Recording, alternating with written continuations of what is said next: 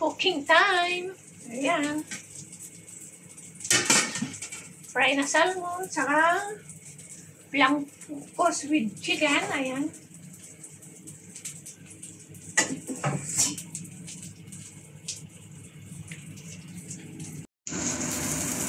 Ayan guys, magluluto tayo ng black punggos, saka ayan, magluluto tayo ng black punggos. Na-boil ko na yan. Fry lang. Tapos, ito yung chicken meat.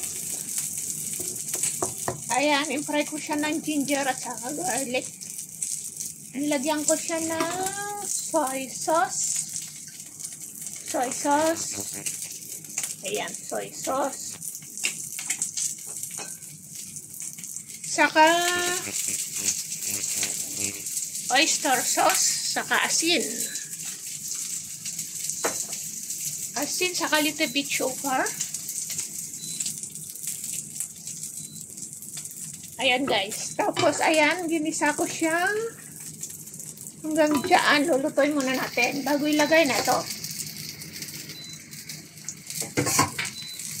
Tapos lalagyan siya ng black vinegar. Ayan, pag naluto na yan. Ayan guys. So yan, lutuin muna natin. Yan na guys, lalagay natin itong black punggos. Yan.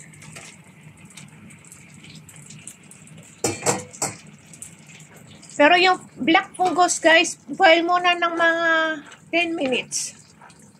Or 5 minutes, depende sa apoy. So yan. Ayan. So kapag luto na, lagyan siya ng konting. Ito gagamitin ko, black vinegar. Pwede na yung apple cider. Pwede naman apple cider. Ayan.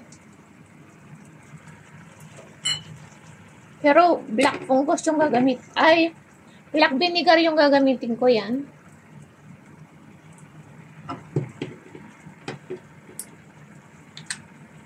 Since konti lang siya, ganyan.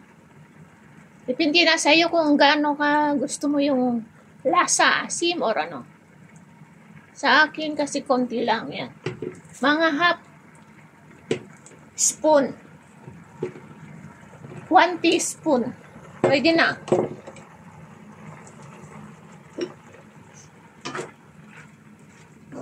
Ayan, okay na siya. So, yan.